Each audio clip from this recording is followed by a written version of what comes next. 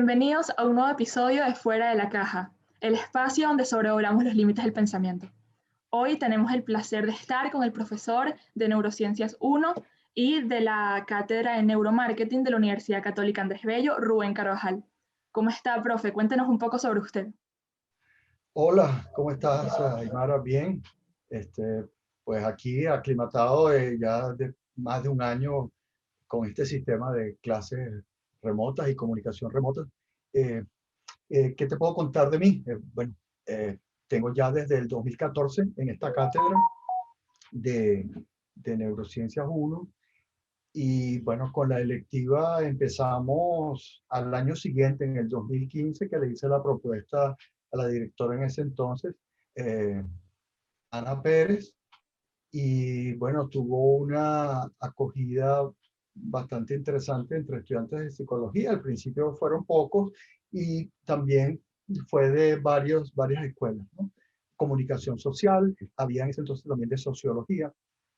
Y luego entonces ya esta electiva se propuso, la de neuromarketing, a través de la Facultad de Humanidades y Educación.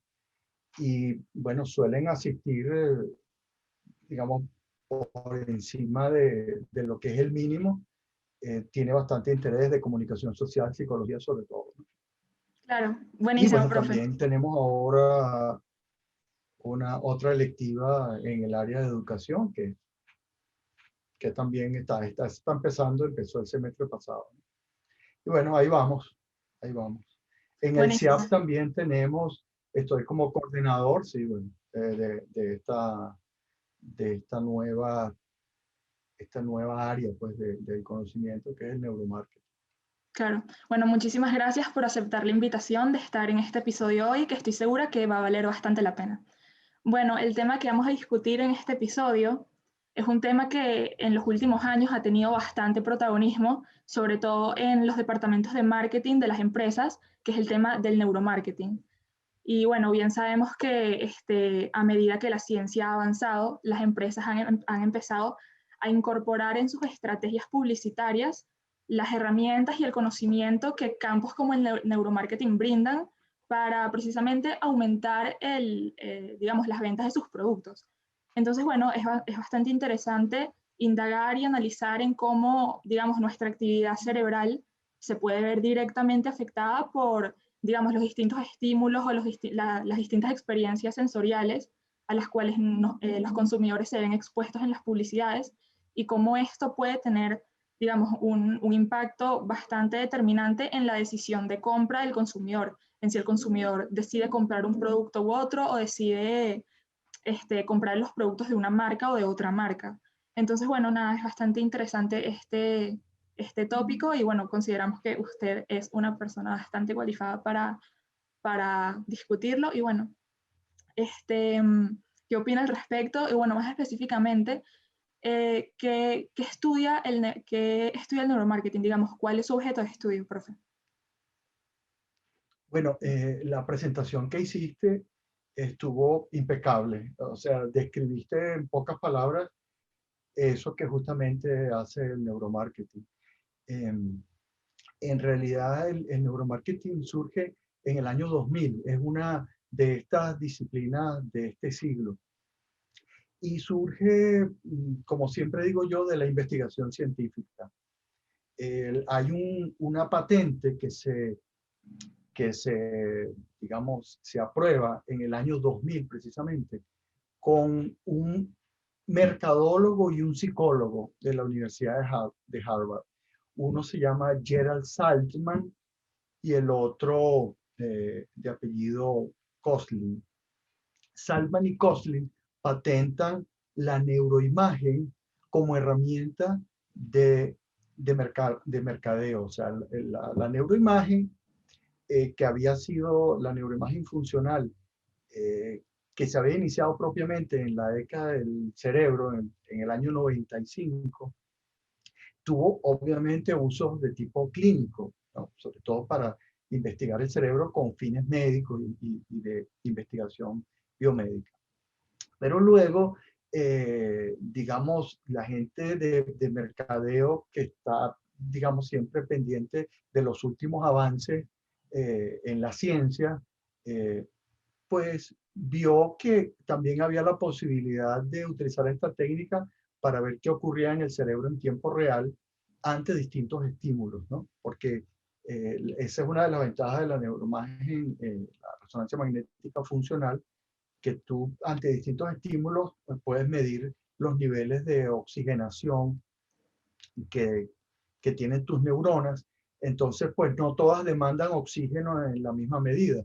Es decir, habrá algunas que van a demandar mayor cantidad de oxígeno si están más activas. Por ejemplo, tus neuronas atencionales, de tus circuitos atencionales en este momento, y los que tienen que ver con la corteza visual y auditiva, están seguramente demandando más oxígeno que, por ejemplo, las que tienen que ver con el área de Broca, porque en este momento tú no estás hablando, Claro. ¿verdad?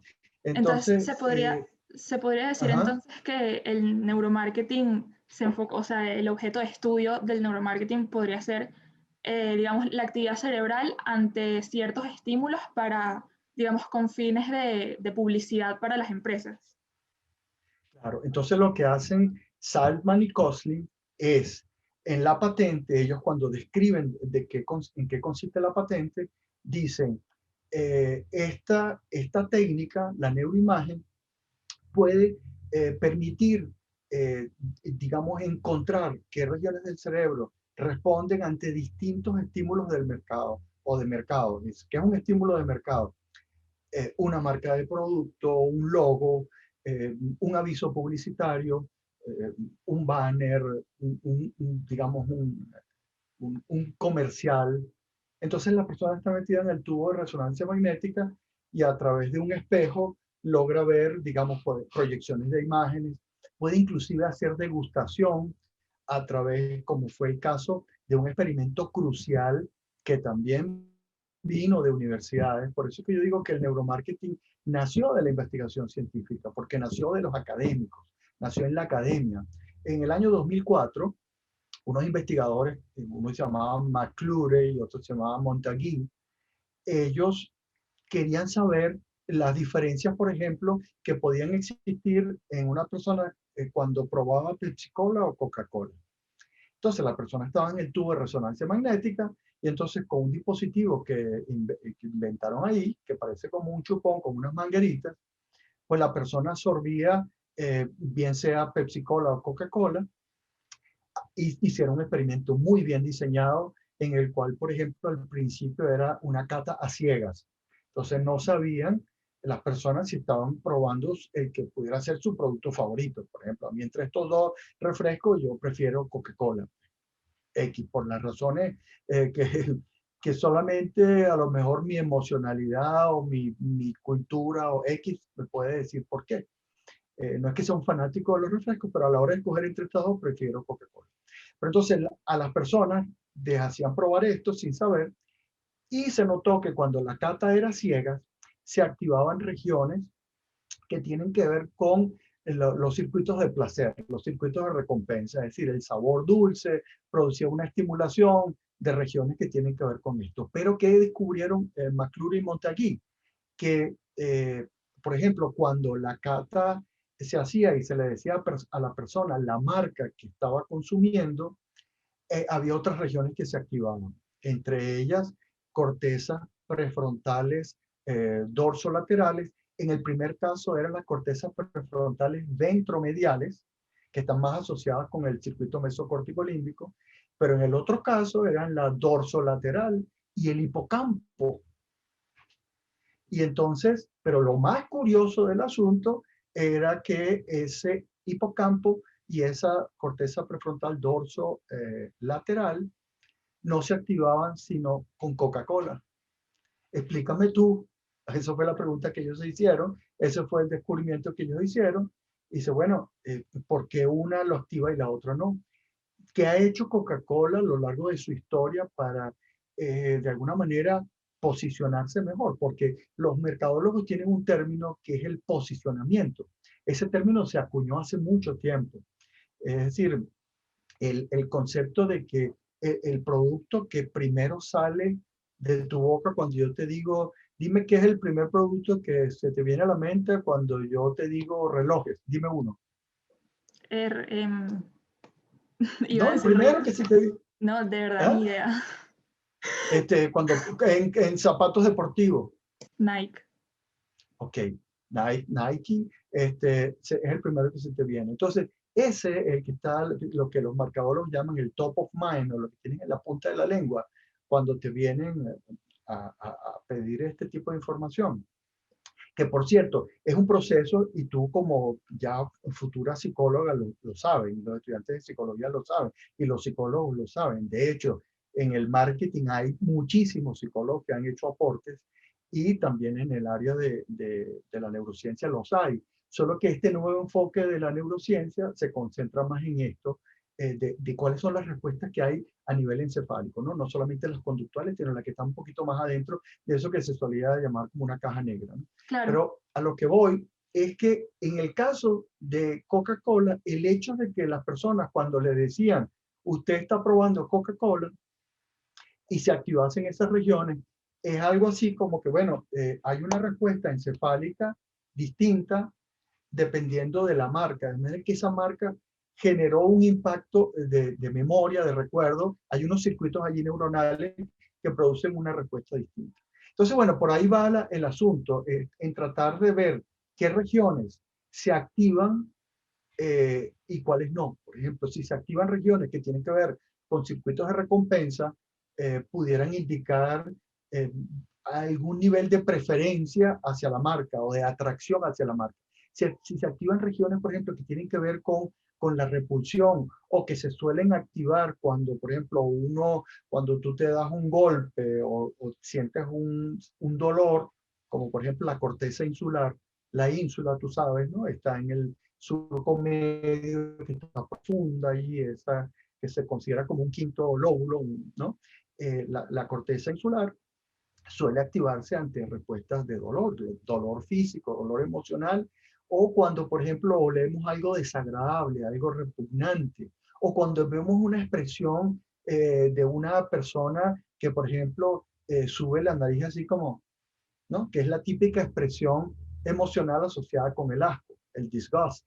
Entonces, si tú le das a una persona a probar en el tubo de resonancia magnética, no sé, un nuevo desarrollo que estás haciendo, y ves que en su resonancia magnética se activa, por ejemplo, la corteza insular, y no hay una respuesta, por ejemplo, de los circuitos mesocorticolímbicos, del núcleo accumbens, o de regiones que tienen que ver con, digamos, la secreción de dopamina, y respuestas, digamos, de tipo placentera, entonces hay algo con mi producto que tengo que reexaminar. Y puede ser que a lo mejor la persona te diga, me encantó el producto, me gustó mucho el producto, ¿no? A lo mejor haces una reunión de grupo, un focus group, o le preguntas a través de una encuesta y te dice, oye, sí, me gustó tu producto y yo lo compraría, ¿no? Es algo así como que la resonancia magnética se convirtió realmente en un lector de la verdad que no, que no puedes ocultar, ¿no? Porque muchas veces nuestras preferencias, ni nosotros mismos sabemos el por qué, porque están cargadas de emocionalidad, están cargadas un poco hasta de irracionalidad, Claro. son respuestas que están a niveles casi que subconscientes. Entonces, mientras que ponerte en el tubo ya te muestra ya cómo eres, ¿no? Te muestra. Exacto, profe, no, Entonces, eso incluso, ha permitido. eso que usted menciona de que no se puede ocultar esa verdad, incluso eso muchas personas lo pueden considerar bastante intrusivo, lo que las marcas hoy en día hacen, Sí, manipulación al sí, consumidor, muchas personas lo llaman, porque, a ver, evidentemente sí. no puede ser que yo no esté comprando un producto de una marca necesariamente porque yo considere que ese producto es el mejor en el mercado o porque yo conscientemente, desde un punto de vista racional, yo decida comprarlo, sino que simplemente lo estoy comprando porque la empresa empleó las estrategias publicitarias adecuadas que me hicieron, como usted dice, de forma inconsciente, digamos, asociar los estímulos de esa publicidad con, digamos, con, por ejemplo, tener hambre, si estamos hablando de un producto, una hamburguesa, por ejemplo, porque evidentemente no es lo mismo que a mí me pongan una hamburguesa con un fondo naranja, un fondo rojo, que son colores que normalmente la gente asocia con tener hambre o con comer, a que me pongan la misma hamburguesa, pero con un fondo verde, que quizás es un color que no, la gente normalmente no asociaría con tener hambre, con comer, pues que es, digamos, lo que la empresa quiere que tú lo asocies. Entonces, ¿usted consideraría que emplear este tipo de estrategias que el neuromarketing brinda se podría considerar manipulación al consumidor? Yo más bien lo que creo de verdad es que permite diseñar productos que sean más acordes con las necesidades de los consumidores. A ver, todos somos consumidores y desde antes de que existiera esto de la neuroimagen, la psicología era la que se encargaba, digamos, de tratar de entender la mente del consumidor. Vamos a partir del hecho de que el padre de la publicidad, Edward Bernier, era sobrino de Sigmund Freud, ¿sí?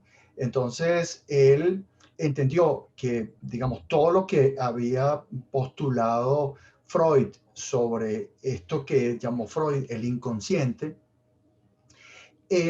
digamos, una forma de entender la mente humana que le permitió, de hecho, a él, que es conocido como el padre de la publicidad, eh, cambiar inclusive hábitos alimenticios de la gente. El ciudadano americano promedio desayunaba a lo mejor no sé, un panecillo, un muffin, un jugo de naranja, un café, algo sencillo. Y él introdujo, y él inclusive lo dice, y digamos se jacta de haber sido quien le cambió ese hábito alimenticio a los americanos, digamos, de que entonces empezasen a desayunar algo más suculento, algo con más energía, supuestamente, que es, por ejemplo, huevos, tocinetas, digamos, una salchicha, etcétera. Y entonces, sí, pudiera pensarse que a lo mejor el neuromarketing viene a darle una herramienta nueva a, a la psicología, porque en realidad esto es un campo que lo empezó manejando la psicología. De hecho, existe una disciplina que se llama comportamiento del consumidor y hay otras disciplinas que se llaman psicología del consumidor. De manera que la psicología siempre ha estado allí, porque en el siglo XIX, cuando no existía ni la televisión ni la radio, todos los avisos se colocaban eran en la prensa, se lo colocaban en la prensa escrita, ¿no? Entonces, la radio y la televisión permiten entonces todo este boom de lo que es la publicidad y el nacimiento de la publicidad propiamente a nivel mundial. Entonces, eh, otro psicólogo también se llamaba Ernest Dichter, que por cierto tenía su consultorio cercano al de Freud en Viena, que se fue a los Estados Unidos. Ernest Dichter es el creador de los focus groups. Los focus groups son las técnicas que se utilizan para reunir a un grupo de consumidores, presentarles algún tipo de producto del tipo que sea, llámese un detergente o llámese una nueva harina para hacer tortas o cualquier producto que tú quieras, y conversar con ellos, hacer como una especie de terapia grupal. De hecho, él lo decía así, Dichter decía, bueno, yo me di cuenta que así como la terapia de grupo funcionaba para, digamos, resolver conflictos y liberar tensiones y hacer catarsis y todo lo demás, oye, ¿qué tal si de pronto hacemos una terapia de productos? Y que entonces el centro de atención sobre el que se descarguen y se proyecten todas esos sentimientos allí sean los productos. Entonces, de manera que la psicología, desde sus inicios, si se habla, digamos, de manipulación, que yo lo que creo realmente que siempre se ha intentado es descubrir qué es lo que realmente le gusta y le motiva a la gente. Entonces, bueno, pero sigamos la historia. Entonces surge la neuroimagen como técnica que se patenta en el año 2000. Y entonces ahora realmente no confío plenamente en lo que me dices en el focus group, porque si estás reunido en el grupo, puede ser que haya una persona con mayor liderazgo y entonces cuando me pregunten a mí, entonces a lo mejor me pliego al líder o no quiero sentir la presión de grupo y entonces digo que sí me gusta, ¿no? o cosas como, por ejemplo, que las descubrió Dichter, ¿no? Él descubrió que de esta harina para hacer tortas, ¿no? Las mujeres se sentían un poco culpables porque lo que tenían que hacer era añadir la harina, añadirle agua, y meterla en el horno, ya estaba la torta. Y las Betty Crocker no se vendían mucho al principio. Y él estuvo indagando por qué, cuál era la razón. Y como buen psicólogo, cuando indaga un poco en los vericuetos de la mente de las amas de casa, que en ese entonces, pues, las mujeres tenían quizás un rol más de amas de casa, ¿no? Eso ha cambiado, por supuesto, con el tiempo. Pero entonces se sentían culpables porque sentían que no estaban haciendo nada. Es decir, que todo el trabajo lo estaba haciendo ya esa harina preparada o preconcebida para que listo, prácticamente saliera la torta. ¿Sabes lo que hizo entonces Dichter? ¿Cuál fue su solución? Su solución fue, bueno, él la siguió vendiendo y le dice, y usted le puede añadir un huevo. Entonces, ya el solo hecho de que le dijera, ahora usted le puede añadir un huevo, hizo que entonces se fuera la culpa. Entonces ya la mujer no se sentía culpable porque ya había puesto algo de sí misma en ese producto. Entonces, yo lo que creo más bien que está haciendo el neuromarketing es descubrir las verdaderas necesidades, porque al final siempre de eso se ha tratado. Otros dos psicólogos más, uno que se llamó Murray, que nació en el siglo XIX y murió a principios del XX, que fue quien influyó a Abraham Maslow, porque todos conocemos la famosa pirámide de las necesidades de Maslow, pero no sabemos que hubo otro psicólogo antes que él, Murray. Seguramente ustedes en la carrera de psicología lo deben haber visto, que ya también planteó, digamos, un listado de necesidades y las fue agrupando, solo que no las agrupó como Maslow en una forma piramidal, ¿no? Las fisiológicas, las de seguridad, las de pertenencia, las de realización, etcétera, las de, ¿cómo se llama? La autoestima y al final las de realización. Entonces, al final, el tema es las necesidades. Los mercadólogos siempre quieren entender qué es lo que necesita el cliente. Los psicólogos que han trabajado en esto, en investigación de mercados o comportamiento del consumidor, al final, ¿qué es lo que buscan? Vamos a partir del hecho de que son personas honestas que trabajan de buena fe en una profesión que es tan loable como cualquier otra. ¿Cuál es su búsqueda? ¿Cuál es la búsqueda de un mercadólogo? Bueno, tratar de entender las necesidades del consumidor. Entonces, ese concepto de la necesidad ya lo aclaró muy bien Murray y después lo tipificó muy bien Maslow, que no se refiere solamente a necesidades de tipo fisiológica, que es lo que se suele confundir.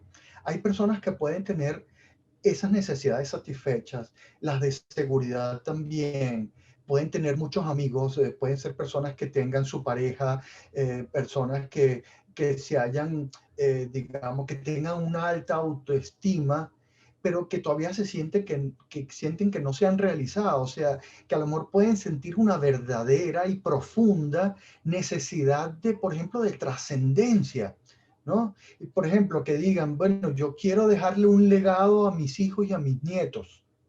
Yo quiero ganar mucho dinero para dejarle un legado a mis hijos y mis nietos, por ejemplo, puede ser. O, por ejemplo, yo quiero pasar a la historia. Yo quiero meterme en la política o ser un líder social porque yo quiero dejar una huella en la humanidad, ¿no? A lo mejor no se lo plantean como tal al principio, sino a lo mejor son unos luchadores de verdad honestos que quieren hacerlo por el mejor bien de la comunidad, pero al Claro, final terminan trascendiendo, es decir, se hacen inmortales. Y entonces para algunas personas eso es una necesidad. O por ejemplo, como veía yo ayer una película que estaba viendo sobre una escalada al Everest, ¿no? Que fue basado en un caso real.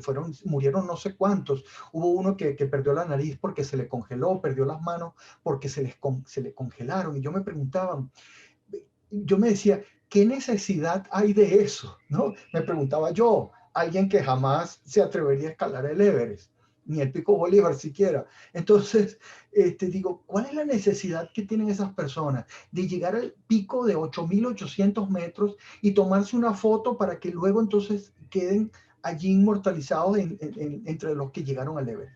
Entonces, las necesidades son de distinto tipo. no son solamente fisiológicas. Y Claro, esas las profe. pueden tener inclusive. Ajá. Bueno, eso que menciona de las necesidades, bueno, es un ejemplo de cómo se puede estar utilizando el neuromarketing, digamos, para un bien, como la historia que mencionó de Exacto. la harina. Pero no es secreto para nadie que en la actualidad muchas de las empresas lo hacen, digamos, con fines económicos, con fines financieros. Digamos que aplican estas Sí, estrategias publicitarias para generar más ventas claro, a costa de, claro. eh, quizás ellos no están vendiendo el mejor producto, no están vendiendo un producto que realmente vaya a ser bien a los consumidores, simplemente están vendiendo un producto con una buena publicidad para que la gente lo compre, independientemente de que sea el Depende, producto. depende. Pero bueno, Depende, cuando se hace investigación de mercado y se descubre, los consumidores están cambiando. Hoy, por ejemplo, hay mucha gente que se ha concientizado del tema de la carne, las vacas, el terreno que ocupan, digamos, todo lo que producen, digamos, en el efecto invernadero, etcétera. Y hay una tendencia que venía hace unos años de gente que quiere comer comida orgánica. Y hay otros que empiezan ahora, inclusive hasta el mismo Bill Gates, a hablar de que hamburguesas o carne sintética. claro, Y hay otros que carne de soya y todo este tipo de cosas. Entonces empieza a crecer una tendencia de gente que se llaman veganos, vegetarianos. Esas personas tienen toda su libertad de decidir, ¿no? Y a pesar de que exista la publicidad, al final eres tú quien toma la decisión. claro, Entonces, digamos, sí. ¿hasta qué punto somos seres realmente libres o somos títeres que nos dejamos manipular? Primero, internamente nos manipulan nuestras hormonas y nuestros neurotransmisores, nuestra bioquímica cerebral, por una parte, ¿no? O sea, de alguna manera estamos determinados por nuestra genética y nuestra bioquímica. Pero entonces encima de eso tenemos a unos seres malévolos que nos manipulan para comprar productos que no necesitamos y para que ellos se hagan ricos. Primero, yo creo que ese concepto, es decir, bueno, ricos en el sentido que ganen dinero. Al final, el capitalismo como sistema me parece que, digamos, genera bienes, si esos bienes de alguna manera a través de los impuestos que ellos tengan que pagar, se traducen en obras para la sociedad, por ejemplo, hospitales, escuelas públicas, etcétera. Depende de cada país, ¿no? Hay países donde el capitalismo funciona muy bien a la par con lo que serían los beneficios sociales, ¿no? Pero eso ya es otro tema. Pero, digamos, las empresas necesitan vender, obviamente que necesitan vender porque en la medida en que haya ventas y oferta de bienes y servicios, pues hay mayores posibilidades de empleo, crece la economía y eso beneficia a todos. Entonces, Claro, pero esa, digamos, uh-huh, esa también es, bueno, al estar leyendo pude construir una opinión al respecto y realmente, claro, uh-huh, si bien la decisión de comprar un producto u otro o decidirse por una marca u otra, si bien esa decisión tiene cierta influencia emocional e irracional, como usted mencionó, no es 100% determinante. Nosotros también tenemos, digamos, un lóbulo frontal que piensa desde un punto de uh-huh, vista racional y ninguna empresa está obligando a nadie a comprar un producto. Al exacto. final, si bien existen influencias emocionales, uno puede tomar la decisión desde un punto de vista racional, lo compro o no lo compro, los consumidores no funcionan como títeres, digamos. Claro. Y bueno, profe, para Pero finalizar sí, ya, efectivamente, hay una racionalidad limitada y eso los claro, economistas, se exacto. acabó el tiempo. No, bueno, para Sí. finalizar, la última pregunta. Ajá. Usted mencionó Ok. hace un rato la psicología del consumidor, del comportamiento del consumidor. Una pregunta que tenemos muchos es la diferencia que hay entre esta disciplina y el neuromarketing, porque sabemos que son disciplinas bastante parecidas y bueno, nos puede explicar brevemente cuál es la diferencia entre ellas. La principal diferencia del neuromarketing con la psicología del consumidor es que el neuromarketing busca encontrar los basamentos neuronales que están subyacentes, ya sean los circuitos emocionales o racionales, corticales de cualquier índole o límbicos, que nos hacen tomar las decisiones que tomamos. Porque una de las cosas que siempre se ha dicho es que poseemos una racionalidad limitada, lo que se llama la psicología conductual, perdón, la economía conductual. Entonces, que ha habido manipulación, siempre hay gente inescrupulosa que va a querer manipular para que compres lo que tú no necesitas, así como por ejemplo Bernier hizo que las mujeres salieran fumando en las calles de Nueva York, digamos, para sentirse igual que los hombres. Entonces, es irracional, sí, fumar es irracional porque te hace daño a la salud. ¿Por qué lo hacemos? ¿Qué necesidad estaba tratando de cubrir Dichter en las mujeres que lo hacían? Bueno, una necesidad de independencia, de sentirse por igual a los hombres. Entonces, hay que tratar muy bien esto y yo creo que hay toda una ética del neuromarketing que la gente que hace investigación seria y académica se preocupa mucho de que haya un consentimiento de la investigación que se está haciendo y que el consumidor más bien esté más alerta, más preparado para saber qué es lo que quieren o pretenden hacer con él. Al final yo creo que es tratar de descubrir realmente las verdaderas necesidades de lo que nos interesa, lo que nos gusta y lo que realmente deseamos para nosotros mismos. Buenísimo, profe. Bueno, me parece que estuvo bastante interesante esta charla. Pudimos aclarar varios de los temas controversiales que digamos, se habla sobre el neuromarketing. Y bueno, fue un placer tenerlo aquí en este episodio de Fuera de la Caja. Y bueno, espero que le haya gustado. Sí, claro que sí. Muchas gracias y bueno, espero que ustedes también lo disfruten. Buenísimo. Hasta luego.